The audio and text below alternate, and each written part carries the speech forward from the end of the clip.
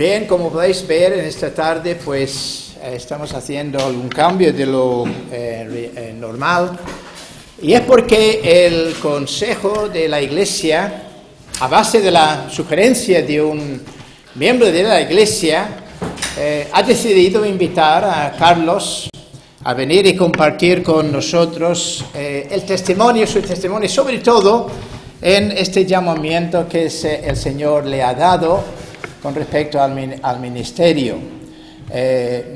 Este miembro de la Iglesia, y con razón, dijo, bueno, pues, ¿cómo es posible que hemos enviado a Carlos pues a hablar de su llamamiento, de su testimonio y en las iglesias de Irlanda del Norte, y no lo ha hecho aquí en nuestra congregación?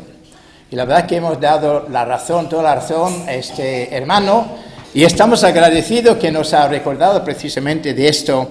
Y así pues en esta tarde sí vamos a rectificar este error nuestro y vamos a escuchar el testimonio de nuestro hermano Carlos. Señor, te bendiga. Gracias, pastor. Dar las gracias a toda la congregación, en especial al hermano que me ha invitado tan amablemente a dar el testimonio. La verdad es que para mí fue toda una aventura haber ido a Irlanda del Norte a compartir mi testimonio con los hermanos. Y pues allí conocer otra realidad, conocer otra faceta más de lo que es la iglesia universal, ¿no? Porque muchas veces tenemos una visión muy limitada de la iglesia. Pensamos que la iglesia, pues somos los que estamos aquí dentro de estas cuatro paredes, pero la iglesia es mucho más, rebasa todas nuestras expectativas. Y para mí fue muy grato poder estar visitando a aquellos hermanos. Pensando en esta invitación, ¿no? Pues dije, oye, sería bueno llevar lo mismo que llevé allí a Irlanda y comentarlo con los hermanos. Pues estaba pensando traer el pasaje que llevé allí, en el cual me centré, que fue en la carta de los Romanos, en el capítulo 5, que es precisamente el pasaje con el cual el Señor a mí me llamó a la conversión. Pero también me puse a pensar y digo, bueno, sería mejor traer el pasaje directamente con el cual el Señor me llamó a mí, el pasaje en el cual el Señor pues tocó mi corazón concerniente a un llamamiento ya para un ministerio, y fue Mateo 4, los versículos 18 al 20. Pero seguimos pensando, dándole vueltas a la cosa, y digo, ¿pero para qué? Si es que ahora estoy en mi casa, estoy con mis hermanos, con los que nos conocemos, ¿no? Hay confianza. La verdad es que hay confianza y ya llevamos un camino muy largo recorrido, son 16 años y muchos de ustedes, la mayoría, ya conocen mi testimonio, y bueno, más que mi testimonio es el testimonio de cómo el Señor ha obrado en mi vida, ¿no? Y quisiera ahorrarme todo esto, saltar directamente. Si alguien algún día tiene interés en escuchar mi testimonio propiamente dicho, pues bueno, se lo comentaré o se lo puedo enviar lo que hablé en Irlanda. Así que quisiera pasar en esta tarde, hermanos, más bien hablar, a exponer lo que es el asunto de mi llamamiento, usando lo que a mi juicio es el corazón precisamente del libro de Eclesiastés, y que bien resume el proceso por el cual yo he venido pasando hasta llegar a este preciso momento en el cual estamos ahora. Y el texto que vamos a hacer lectura va a ser en Eclesiastés, el capítulo 5, los versículos 1 al 7. Eclesiastés, capítulo 5, versículos 1 al 7. Teniendo la escritura abierta, vamos a aprovechar y vamos a pedirle al Señor que nos bendiga en esta tarde, que nos dé sabiduría para meditar en su palabra. Soberano Dios y Padre bueno, queremos alabar, glorificar tu nombre. Queremos, Señor, implorar en este momento tan crucial que tu Santo Espíritu se mueva con libertad en medio de la congregación. Pedirte, Señor, que tú bendigas también en esta tarde al predicador, que tú me llenes de poder y de autoridad. Señor, que tú me unjas con ese poder que solamente tu Espíritu puede dar. Soberano Dios, te pedimos pues que tu nombre en esta tarde sea vindicado, que tu palabra sea exaltada, y sobre todo, Señor, que tu Hijo Jesucristo esté siendo entronizado, Señor, dentro de nuestros corazones. También, Señor, si hay aquí alguna persona que aún no haya conocido a nuestro Señor Jesucristo como su Señor y como su Salvador, bendito Dios, que tú estés obrando en esta persona para salvación y para gloria tuya.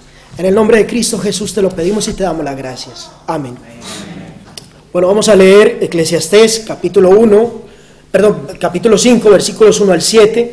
Dice la palabra del Señor: cuando fueres a la casa de Dios, guarda tu pie, y acércate más para oír que para ofrecer el sacrificio de los necios, porque no saben que hacen mal.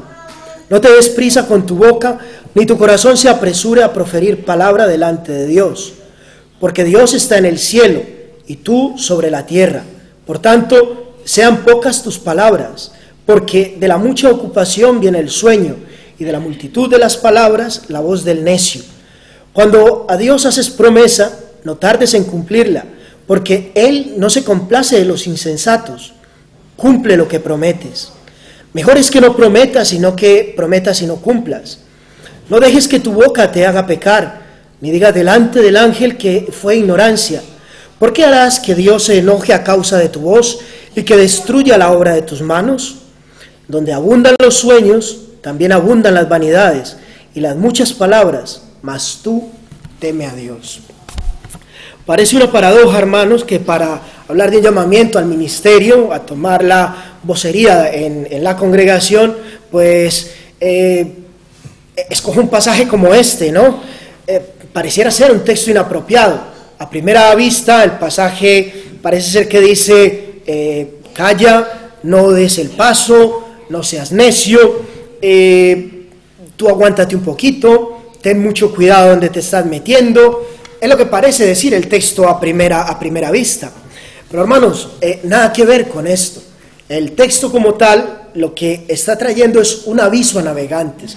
Lo que el texto nos está diciendo es algo, una advertencia muy concreta y muy solemne.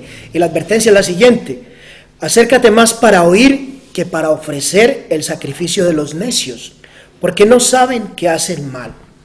Y es en esto, hermanos, que yo he decidido meditar en esta tarde. Y es mi intención hoy, pues, dar mi testimonio de lo común que es caer en este mal y de las consecuencias que esto trae para la vida de una persona y también para la congregación. Vamos a hablar un poquito del contexto del pasaje, ¿vale?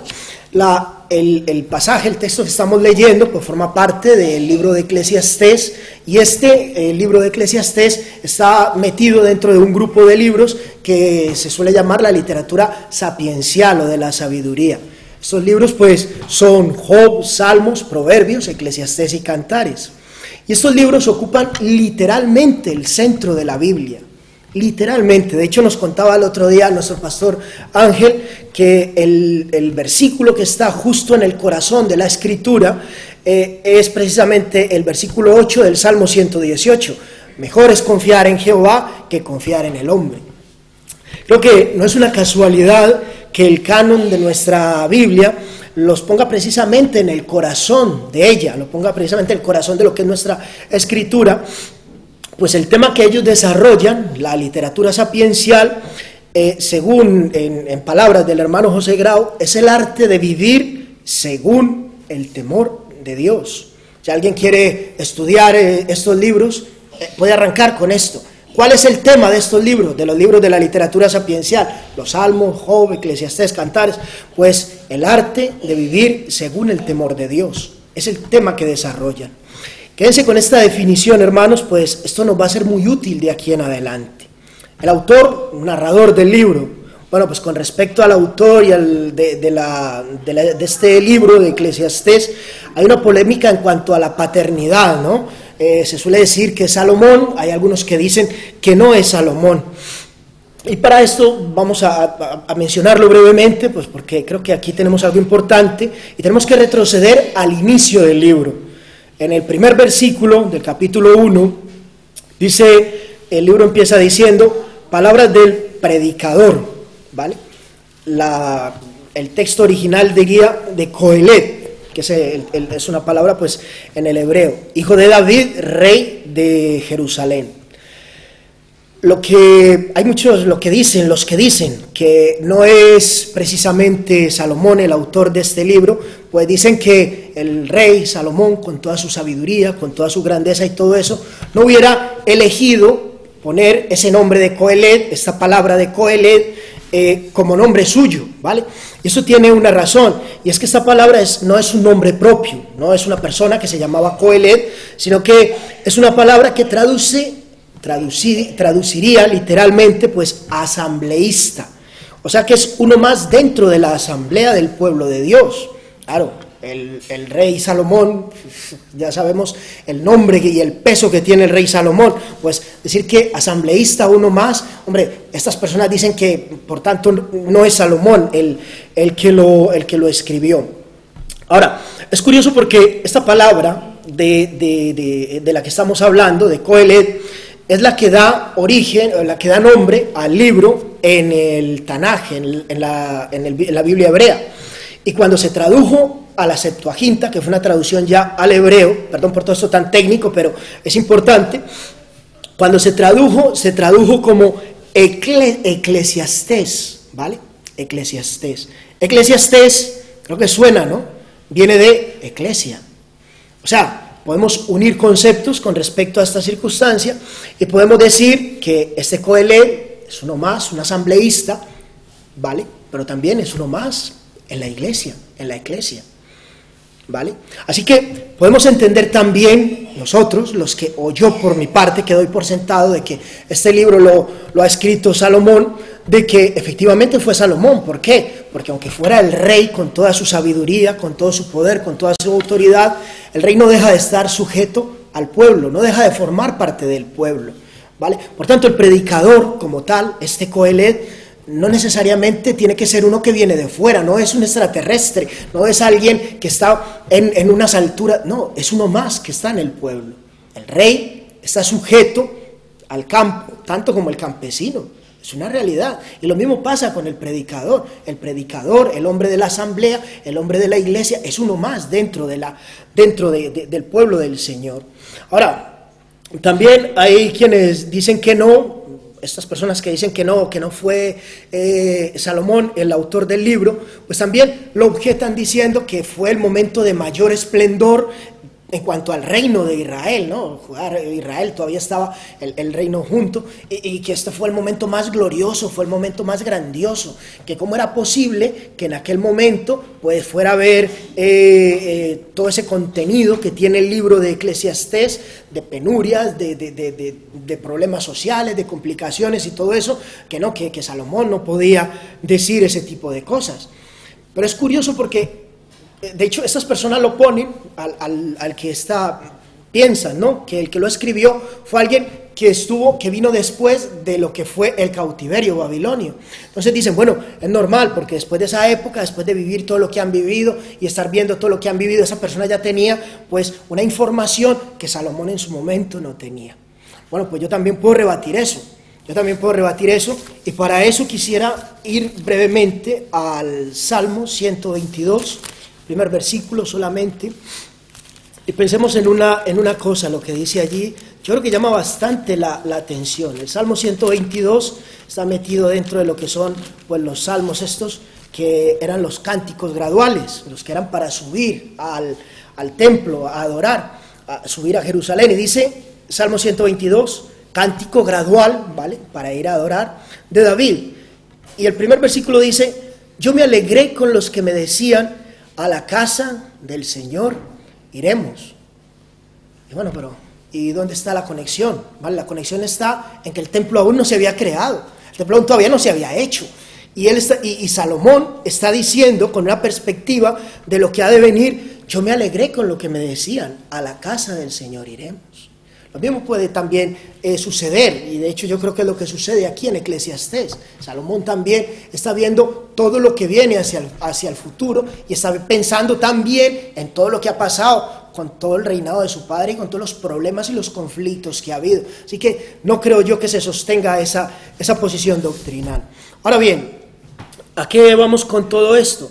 Vamos a que es importante entender este contexto del escritor, porque cuando empezamos con esto, podemos ver que lo que aquí se dirige es una cosa que puede llegar a abarcar tanto los momentos de prosperidad, de grandeza, en fin, como también los momentos de dificultad, los momentos de dureza dentro de la vida, dentro de todas las circunstancias de la iglesia. Yo creo que es más acertado entenderlo de esa manera.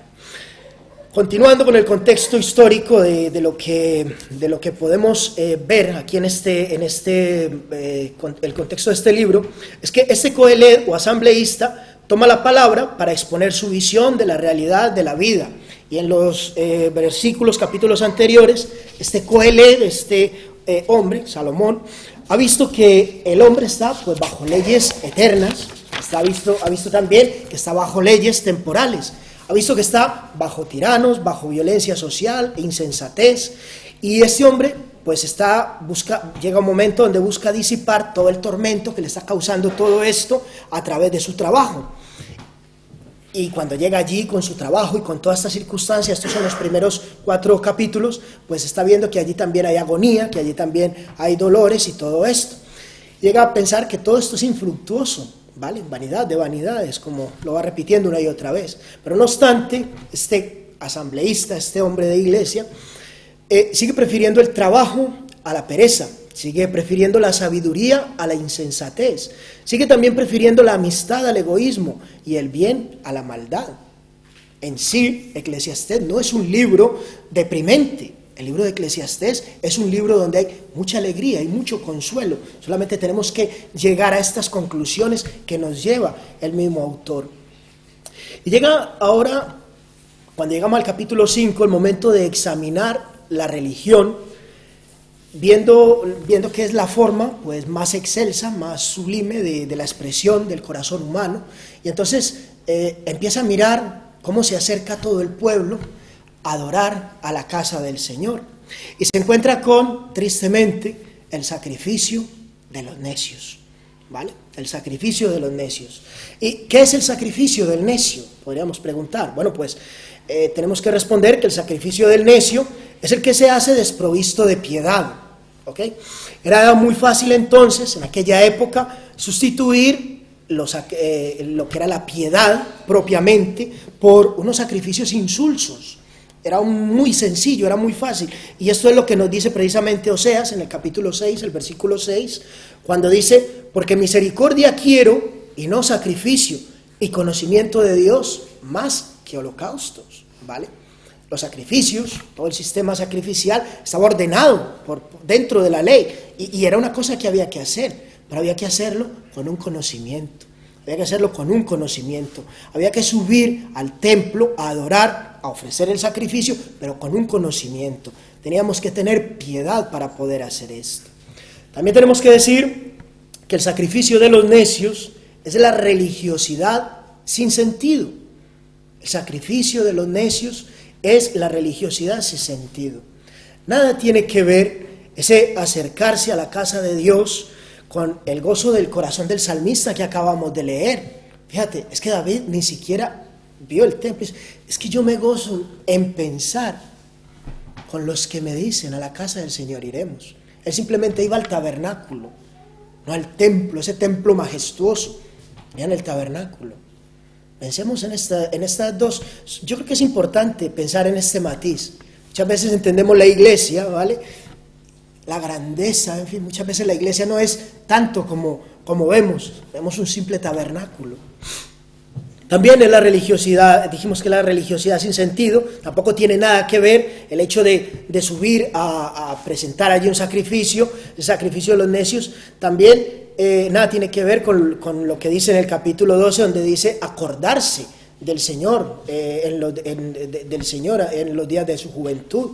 Tampoco está lejos de ese deseo ardiente de la amada en Cantares, la amada por el amado, todo este cuadro tan bonito que hay con respecto a nuestro Señor Jesucristo. Pero también hemos de decir que el sacrificio de los necios es una fe tradicional, Y esto lo resume muy bien Isaías 29, el capítulo 13. Dice pues el capítulo 29, el versículo 13, dice pues el Señor: porque este pueblo se acerca a mí con su boca y con sus labios me honra, pero su corazón está lejos de mí, y su temor de mí no es más que un mandamiento de hombres que les ha sido enseñado.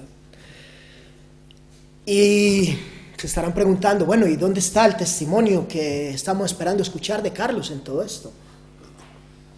Bueno, pues hasta aquí he puesto el cimiento, ¿vale? Aquí hemos puesto el fundamento y de aquí en adelante pues empezaré a desarrollar lo que es el testimonio de mi llamamiento, y espero que el Espíritu Santo, hermanos, en esta tarde redarguya de pecado a la congregación, a alguien dentro de la congregación si esta persona está pasando, viviendo por todo lo que yo voy a contar aquí. Este sacrificio era lo contrario, el sacrificio del necio era lo contrario a lo que se debía de hacer. ¿Y qué era lo que se debía de hacer? Bueno, pues acercarnos para oír, acercarnos para oír. Cuando fueres a la casa de Dios, guarda tu pie, ten reverencia y acércate más para oír. Cuando vayas a la casa del Señor, acércate más para oír que para ofrecer el sacrificio de los necios. Tenemos que ir a la casa del Señor a oír. ¿Pero a oír qué? ¿A oír qué? Obviamente, este Coelet, ¿vale? Sigamos con esta palabra, este asambleísta, teniendo en cuenta que Salomón estaba muy familiarizado con el culto en el templo. Él sí sabía cómo era el culto en el templo. Estaba muy familiarizado con los sacrificios que habían allí. También estaba muy familiarizado con todo lo que giraba en torno a este culto.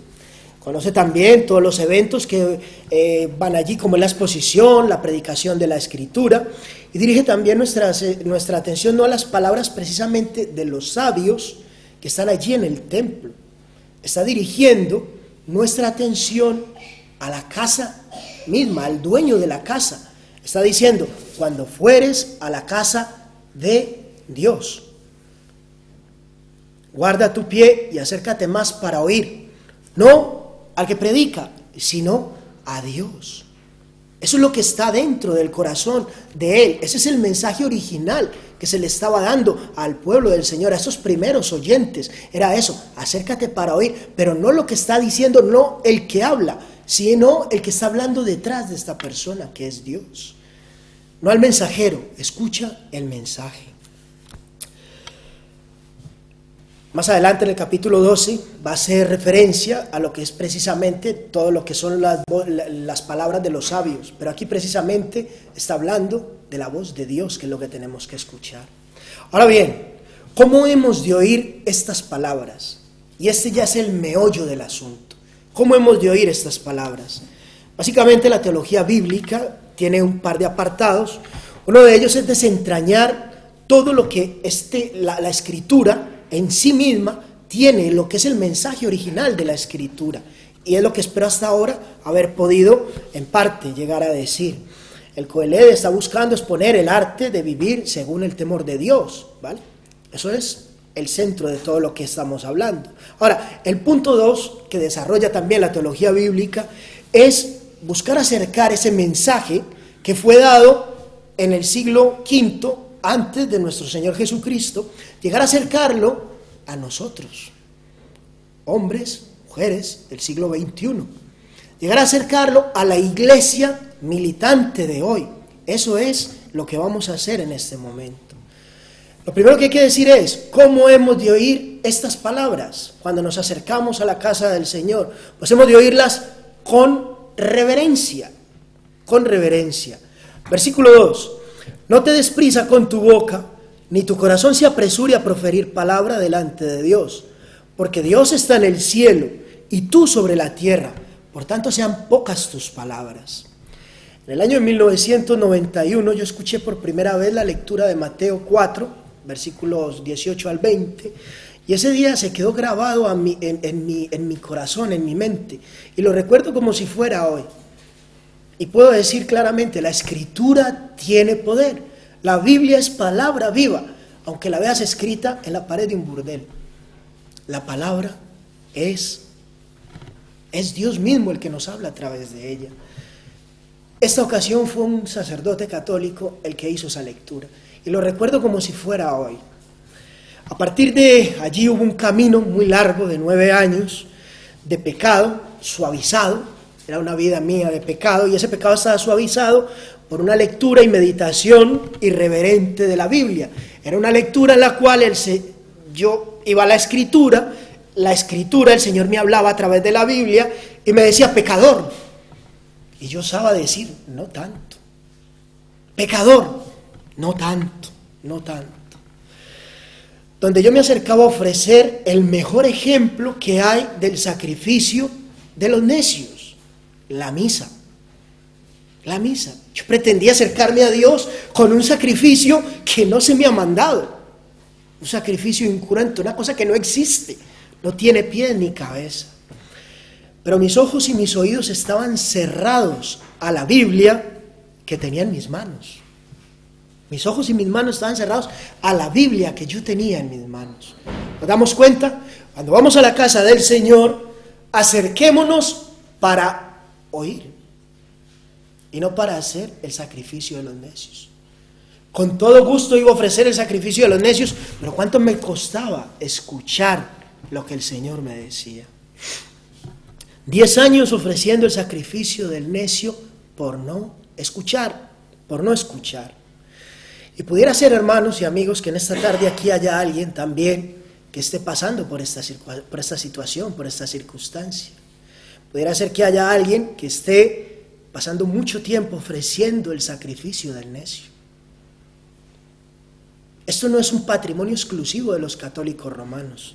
Todo aquel que esté viviendo una religiosidad tradicional, sin sentido, desprovista de fe, está ofreciendo el sacrificio del necio. Guarda tu pie,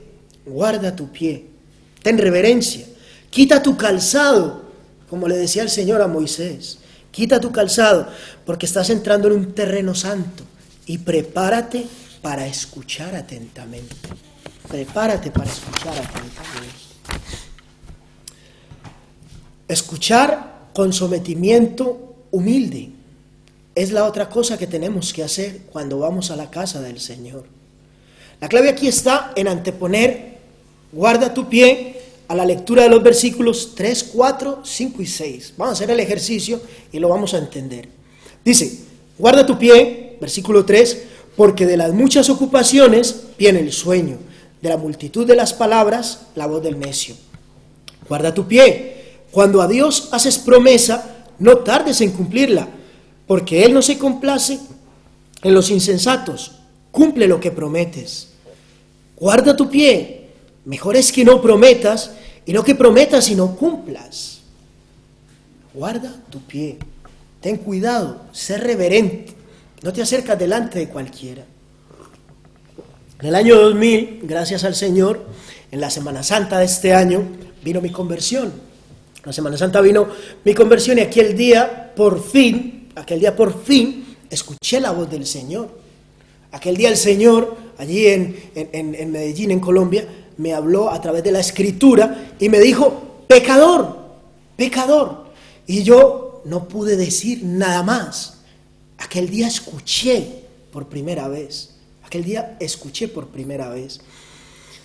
Ya no hubo ninguna excusa, ya no hubo forma de decir nada al respecto y todo cambió. Todo cambió aquel día. Pecador. ¿Y yo qué tengo que hacer para ser salvo? Es que yo soy pecador. El Señor me confronta con la Escritura y te dice, pecador. Y te dice, estás condenado. Pecador, estás condenado. ¿Y qué tengo que hacer para ser salvo? Cree en el Señor Jesucristo y serás salvo. Pues eso me pasó a mí en el 2000.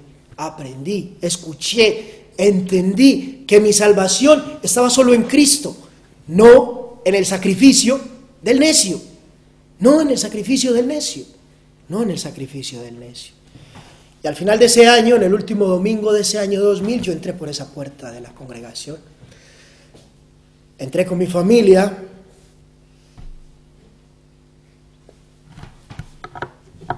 Aquel día me duele decir que, además de entrar con mi familia, aquel día entré con un corazón orgulloso. Un corazón rebelde e insumiso. Y una y otra vez, desde el 2000 hasta abril del año pasado, el texto de Mateo 4:18 y todas las alusiones al llamamiento, al ministerio, toda esa imprecación que el Señor me hacía, toda esa forma de decirme, tú tienes que estar haciendo otra cosa. Tu trabajo es otro. Yo te estoy llamando a ser un pescador de hombres. pasaron de largo por mis oídos. Sin ninguna humildad yo cerré el oído y continué ofreciendo el sacrificio del necio. Nos damos cuenta, hermano, de esta circunstancia. Nos damos cuenta de esta circunstancia. Yo creo que ese fue el peor momento de mi vida, hermanos. Desatendí el llamado que el Señor me había hecho, mi Dios, el que me había salvado y al cual yo le había prometido que iba a ser mi Señor y que yo le debía obediencia a Él. No había obedecido nada. Estad atentos, hermanos, muy atentos. Y mira cómo lo digo. Estad vosotros atentos a quién es el que está hablando. Ustedes llevan 16 años viéndome a mí aquí en la congregación, compartiendo, ministrando delante de ustedes, siendo un miembro más del consejo, tomando determinaciones, dando la mesa del Señor. Y pasé 15 años desatendiendo la voz del Señor. Y tú piensas que puede ser la excepción. Hermano, a cualquiera nos puede pasar, a cualquiera nos puede pasar. Tuvo el Señor que usar dos hombres para hacerme entrar en razón. Tuvo que traer un Coelet de habla inglesa y tuvo que usar a mi hermano Jonathan para que me tradujera una sola palabra. Y la palabra era prejuicio. Esa fue la palabra que el Señor usó para cambiar todo y para llevarme a que yo entendiera lo que había detrás de todas las excusas que yo ponía. Cuando el Señor me decía, te llamo a ser pescador de hombres, yo decía, hoy no, hoy estoy muy ocupado, tal vez mañana. Yo te llamo al ministerio, hoy no, yo cumpliré tu llamado más adelante. Hoy no. Pero aquel día no pude, hermanos. Aquel día ya no pude seguir poniendo excusas. ¿Por qué? Una sola palabra el Señor usó para poder derrumbar todas mis excusas. Prejuicio. Y es fácil, hermanos, es muy fácil acusar al predicador de torcer la Escritura, de meter en ella sus propias ideas.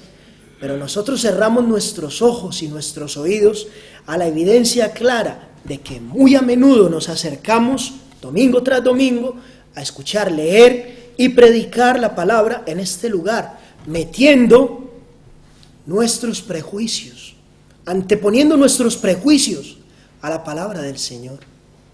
Es una evidencia que no se puede echar atrás. Si lo que me dicen no se acomoda a mis prejuicios personales, religiosos, sociales, económicos, políticos, como yo veo la vida, como yo entiendo todo lo demás, entonces cierro mis oídos, simple y sencillamente, y paso a ofrecer el sacrificio del necio.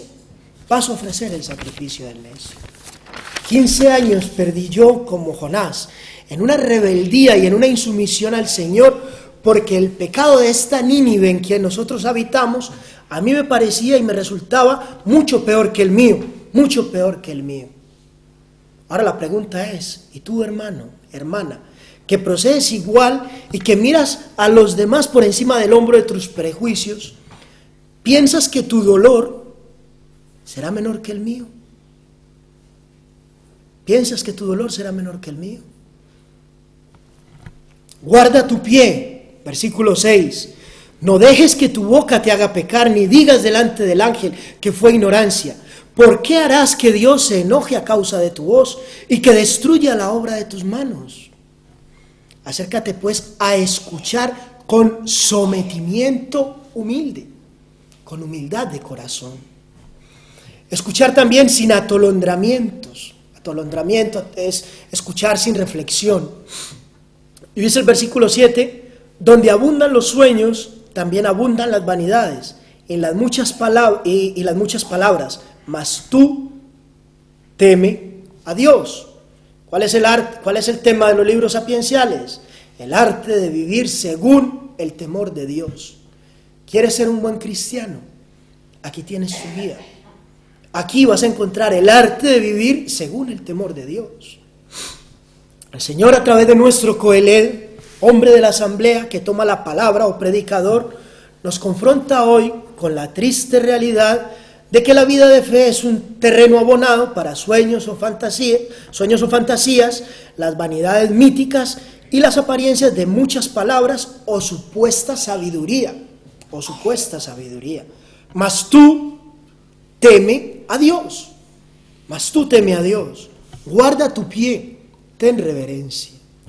Comentando este texto, nuestro hermano José Grau dice lo siguiente: el predicador, el Coeled, ha desmitificado el culto, le ha arrebatado lo inútil, lo irreverente y aún lo peligroso para la piedad auténtica. Ha desprovisto de todos sus disfraces la falsa beatería y el pietismo fácil.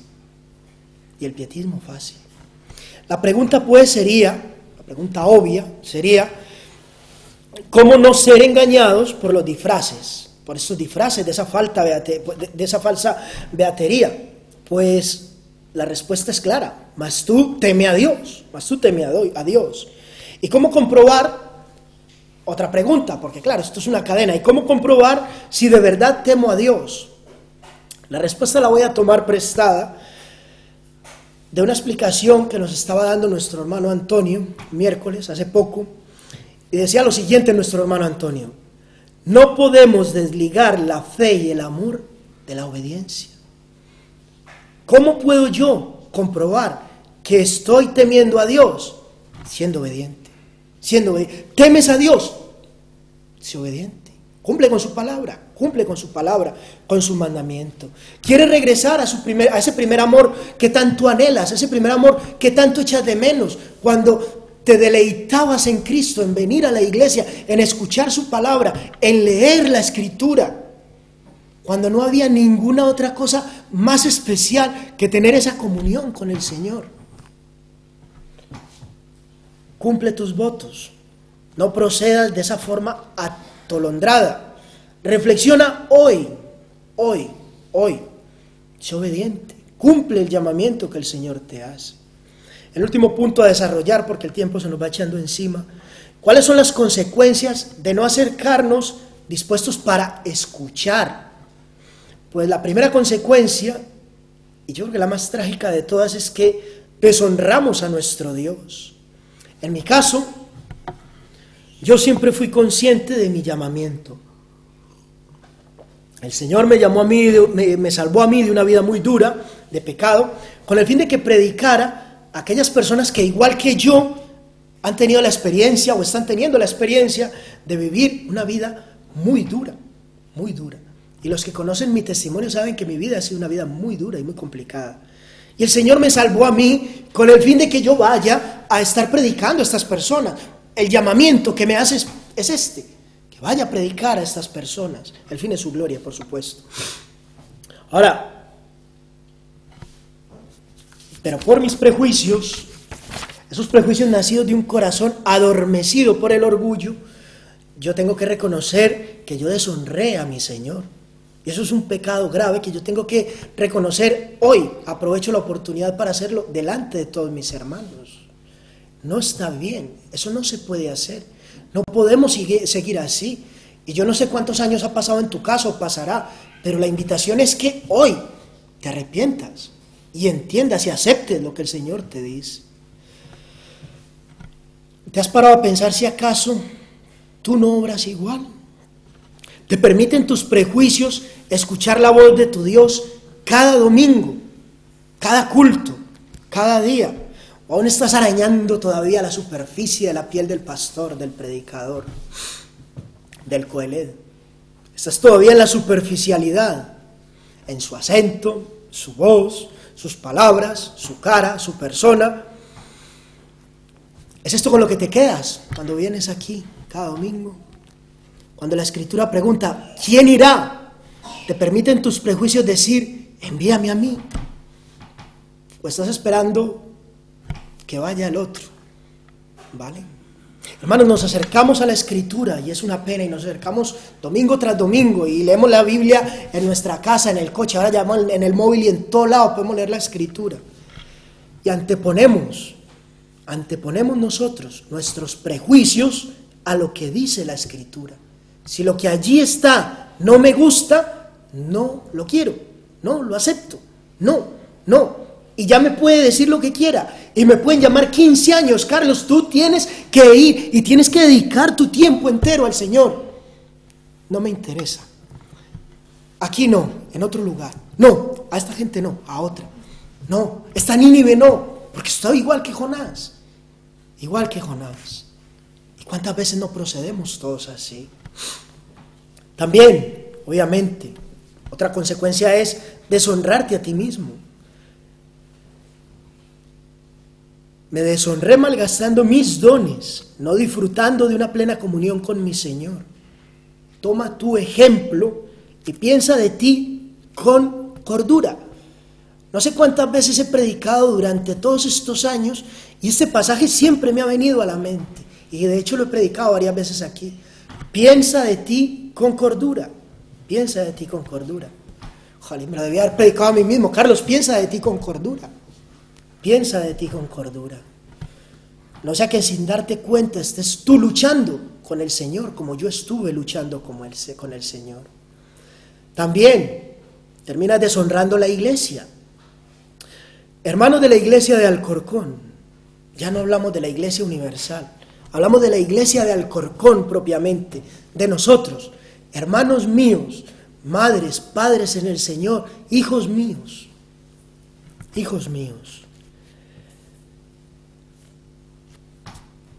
Aún no somos conscientes de las grandes bendiciones que tenemos entre nosotros, y es debido a que nos acercamos domingo tras domingo, no para oír sin prejuicios, como se debe, sino para escuchar lo que nos gusta.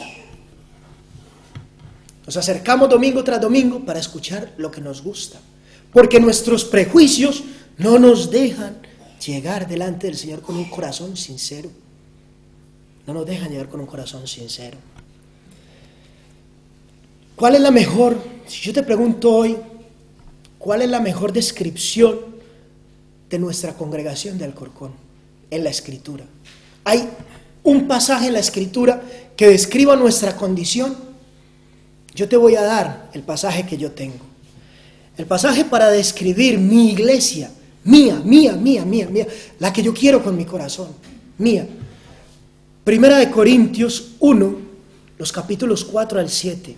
Dice la palabra del Señor: gracias doy a mi Dios siempre por vosotros, por la gracia de Dios que os fue dada en Cristo Jesús, porque en todas las cosas fuisteis enriquecidos en Él, en toda palabra y en toda ciencia, así como el testimonio acerca de Cristo ha sido confirmado en vosotros, de tal manera que nada os falta en ningún don, esperando la manifestación de nuestro Señor Jesucristo. Nada falta en esta iglesia. Tenemos todos los dones habidos y por haber. Todos los dones habidos y por haber en esta iglesia. Nos hemos parado a pensar por un momento, esto tenía yo la oportunidad de compartirlo allí en Irlanda. Desde esta iglesia tan pequeña, una iglesia garajera, como dicen despectivamente los católicos, hemos podido alcanzar a predicar en un solo domingo desde 3 y 4 púlpitos a la vez. Nos hemos parado a pensar que nosotros, cada uno de los que estamos aquí, incluyéndome a mí, hemos podido influir en la vida de una cantidad de personas, y no por nosotros, sino porque hemos podido compartir con ellos el Evangelio. El Evangelio. Porque, mira, llamado a contar historias yo no soy, yo soy llamado a predicar a Cristo. Yo soy llamado a predicar a Cristo. ¿Cómo podremos pues honrar la iglesia de Cristo si todas nuestras riquezas las escondemos en un pañuelo, como aquel talento que no produce nada a su dueño legítimo? ¿Vamos a seguir así? ¿Vamos a seguir así? Todos tus talentos. Se suele citar siempre el texto este de Habacuc de traer todos los diezmos al alfolí, llamando a que la gente obviamente se haga cargo de las necesidades de la iglesia, que sea responsable. Hermano, yo estoy plenamente convencido y no temo decirlo sin forzar el texto. Traed todos los dones al alfolí. Tus dones, mis dones, que no son nuestros, son del Señor a fin de cuentas. Somos meramente administradores, mayordomos de ellos. No son nuestros, forman parte de la iglesia. Y todos los tenemos que poner aquí en la congregación. No basta en mi caso todo el servicio que hasta ahora todos ustedes han visto que he hecho, pues yo estaba dando de lo que me sobraba. Y lo reconozco con dolor. Yo estaba dando de lo que me sobraba. Yo no estaba dando todo mi tiempo, que era lo que el Señor a mí me demandaba. Conclusión, mis queridos hermanos y amigos, el llamamiento del Señor hoy por hoy no viene por escuchar su voz audible. Si estás sentado esperando, Señor, háblame, como tanto criticamos en el mundo pentecostal, la voz audible del Señor es una cosa sobrenatural, no es el método ordinario del llamamiento. Tú estás sin Cristo, no estés esperando a que se abra el cielo y diga el Señor, este es mi Hijo amado en el cual tengo complacencia. Eso le pasó a nuestro Señor Jesucristo, que es su Hijo amado en el cual Él tiene toda su complacencia. Tú tienes la Escritura y tienes la predicación y estás escuchando que te dicen, cree en el Señor Jesucristo, estás condenado. Tú tienes que buscar a Cristo para ser salvo. Ese es el llamamiento. Es la Escritura. El llamamiento, seguimos hablando, un llamamiento genérico, ahora pasamos ya al llamamiento con respecto, ya no al tema de la salvación, sino al tema del ministerio. El llamamiento al ministerio tampoco viene pues porque a ti se te ocurra de buenas a primeras que eres tan bueno e inteligente que es obvio que Dios tiene que contar contigo. Vamos, el más de lo más, ¿vale? Dios tiene que contar contigo porque eres el mejor, el que tiene más facilidad de expresión, porque todos los demás no lo saben hacer, yo sí lo sé hacer. Nuestro pastor hablaba de eso esta mañana. No. El llamamiento al ministerio no viene por esto. No es porque se te ocurra de buenas a primeras que el Señor te llama. Es más, los que conocemos y los que sabemos de lo que es un llamamiento, podemos dar testimonio de la lucha que es un llamamiento, del sacrificio que es. ¿Por qué? Porque reconocemos todo lo que nos falta, todos los dones que no tenemos, que yo no sé ni he querido aprender a pronunciar la Z y la C, que yo no tengo una buena voz para cantar, que, oye, mira, es que tengo tantos problemas con respecto a la educación de la familia, es que mira, y así, una cantidad de cosas, es que me cuesta tanto transmitir un mensaje, es que me cuesta tanto centrarme en el texto, es que me cuesta. El que tiene un llamamiento real, lo primero que encuentra son todas sus falencias. Y no hace falta ir muy lejos, esto es que muy lejos, efectivamente, tenemos que volver al principio de la historia. Vámonos a Moisés. Señores, ¿cuántas excusas puso Moisés? Hasta que el Señor le dice, ve que es que te estoy mandando. Ve, eso es un llamamiento. No es porque se te ocurra. Pero tampoco viene porque la iglesia, o tu pastor, o tu consejo, te considere tan espiritual, te considere tan bueno, tan gracioso, que entonces el pastor, la iglesia o el consejo te llama y te dice, no, tú tienes que venir aquí. Te instalamos aquí ahora mismo. Tú tienes que ser el predicador. Tú vas a ser el coelé nuestro. Ese no es el llamamiento de Dios, ese es el llamamiento del hombre. A mí no me interesa ese llamamiento. Guarda tu pie en estas cosas.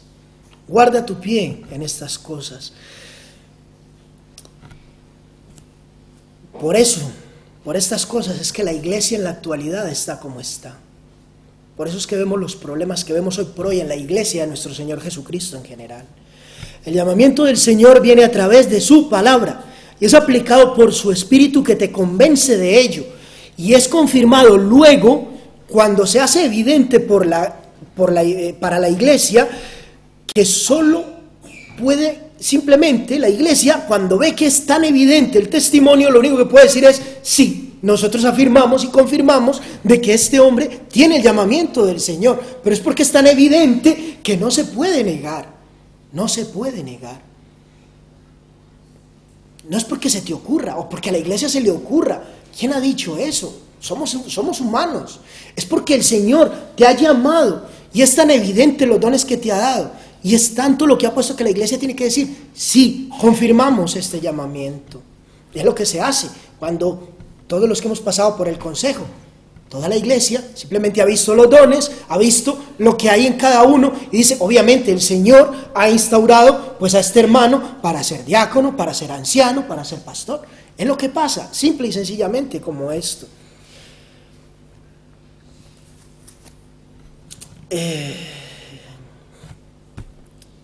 Cuando se hace evidente, perdón, me he perdido en mis notas. Por eso, hermano, es necesario acercarnos antes a oír que a proferir prejuicios. La asignatura pendiente para nuestra iglesia de Alcorcón hoy por hoy no es la homilética y la apologética. De eso ya nosotros sabemos bastante, gracias a Dios. La asignatura para nosotros es aprender a tener la sencillez del corazón de nuestros bebés para escuchar. Cuando la iglesia de Alcorcón llegue a una humildad y a una sencillez tal que pueda tener ese deseo y esa humildad y esa simpleza, esa sencillez de llegar a la Escritura para escuchar, como nuestros niños, Lucas, Beatriz, los más pequeños de la congregación ahora mismo, entonces la iglesia de Alcorcón estará completa, estará completa. Con respecto a mi llamamiento, terminando por fin, solo reiterar que mi corazón está para servir en aquellos lugares de habla hispana, esto porque no sé hablar otro idioma, donde la iglesia sufra pobreza o violencia. ¿Y esto por qué? Porque a través de mi testimonio de vida, con lo que he vivido, el Señor a mí me puede llevar y me puede usar en este lugar, ¿vale? ¿Por qué? Porque algún hermano que no haya tenido un testimonio tan duro puede llegar a un lugar de estos y obviamente no se va a sentir llamado a esto. En cambio yo sí, ¿por qué? Porque el Señor me ha dado este llamamiento, donde tú piensas en tu cabeza, ¿a dónde no quisieras ir? ¿A qué iglesia no te gustaría ir? ¿A qué lugar no te gustaría ir? Pues allá quiero ir yo. Ese es el llamamiento que el Señor me hace. Me hace también, el llamamiento mío también es, aparte de predicar, aparte de estar llevando la palabra del Señor, es a servir también con mis manos. Por eso, un lugar donde haya mucha necesidad. El Señor me ha dado muchos dones en este tiempo. Mira si es bueno el Señor que usa hasta nuestra propia insensatez. El Señor me ha dado 15 años de lucha en los cuales Él me ha permitido formarme y darme una cantidad de dones que yo no sabía que tenía. Yo no sabía que tenía. Hoy los pongo todos a disposición de la iglesia. Todos a disposición de la iglesia. Por eso, por este mandamiento, por este llamamiento que el Señor me hace, a mí me es indispensable estudiar como un niño pequeño.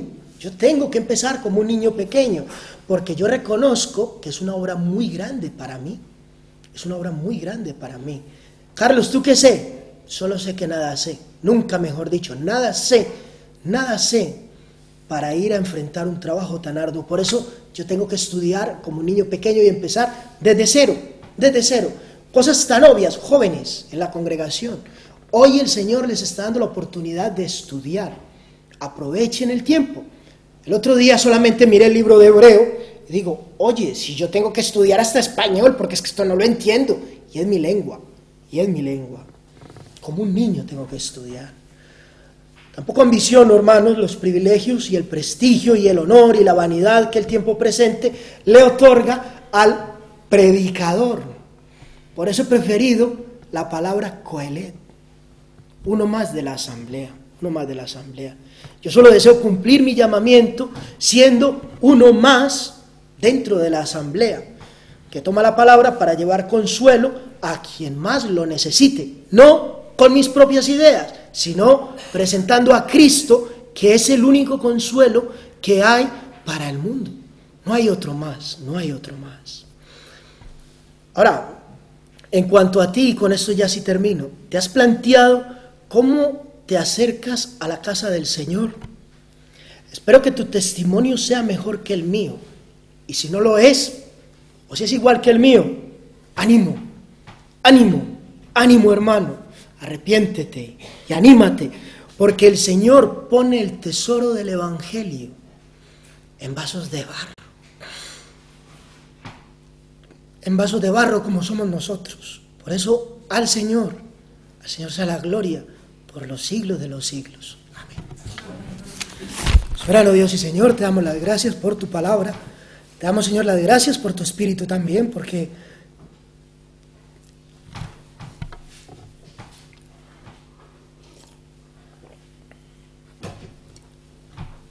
es tu Santo Espíritu, Señor, el que nos llama, es el que nos mueve. Y también, Señor, queremos implorar tu bendición sobre nuestra congregación. Soberano Dios y Señor, que tu nombre esté siendo vindicado en todo momento, que Cristo esté siendo glorificado y que la gloria y la honra en nuestra iglesia sean siempre para ti, Señor. En el nombre de Jesús. Amén.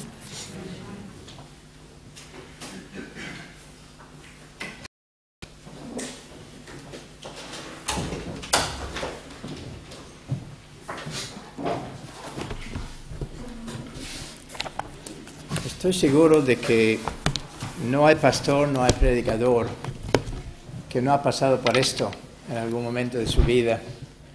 Me trajo muchos recuerdos en mi propia experiencia. En aquel momento, igual que Carlos, yo era electricista de profesión, feliz, me encantaba mi profesión, hasta que un día me di cuenta que el Señor me está llamando para otra cosa. Pasé más que un año, Carlos dice 15 años, yo pasé más que un año luchando con eso, el peor año de mi vida. Era un estorbo para todo el mundo, sobre todo para Norana, lo que pasó la pobre durante este año conmigo. Hasta que un día llegué a casa, después del trabajo, no tenía ni ganas de comer, fui a mi dormitorio, me puse de rodillas al lado de la cama y dije, Señor, no más, no puedo lo que tú quieras. Igual que Carlos. Pero claro, piensas eso, ya está todo solucionado. No, pues yo empecé a negociar con el Señor, igual que él. Señor, yo soy electricista, mire que no me gusta estar delante de la gente, que no tengo don de predicador ni nada de esto. Pues mire, yo puedo ir a donde tú quieras como electricista. Y ahí empieza otra vez la lucha y llega el momento, bueno, ya sabéis el final de la historia.